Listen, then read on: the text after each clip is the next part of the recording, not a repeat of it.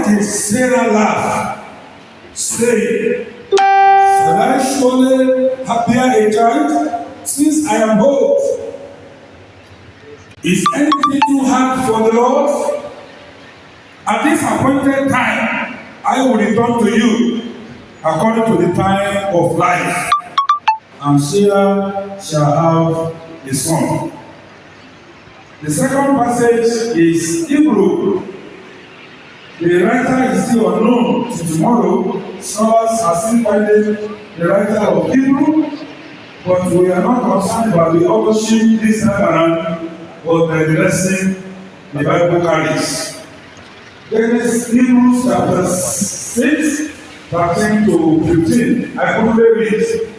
For when God made a promise to Abraham, because he could not swear by no one greater, he swore by himself, saying, surely, blessing I will bless you, and multiplying I will multiply you. And so after he had patiently endured, he obtained the promise. For the average Christian, it is no longer news that God has previously and beautifully promised his children at one generation or the other, as recorded mostly in the Holy Scripture. We have heard these promises preached repeatedly. We have encountered them throughout our reading of the Bible. However, the real challenge for many of us is not whether God has made promises, but the fulfillment of these promises in our personal lives.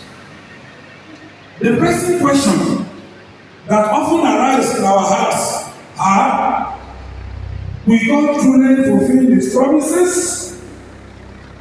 If he will, when will it happen? Does God expect us to wait indefinitely? When many Christians believe in God's ability to fulfill his promises, they often struggle with God's timing, because our time is not the same time with God. At times, brothers, we see God act immediately. It has happened severally.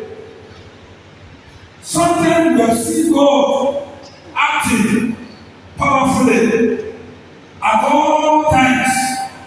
His response many times appears delayed.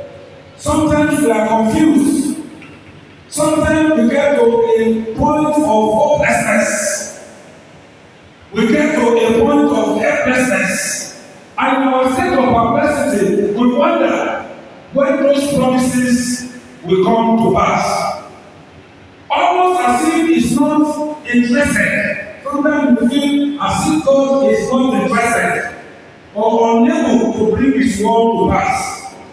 This massive delay has caused many Christians, believers, to grow weary, discouraged, and in some cases, to stretch away or fail in their walk with God.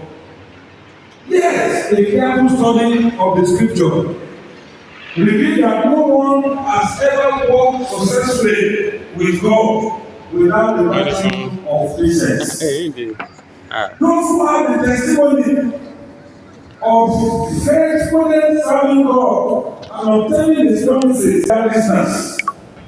Patience is not really an option virtue in the Christian life. It is essential requirement for everyone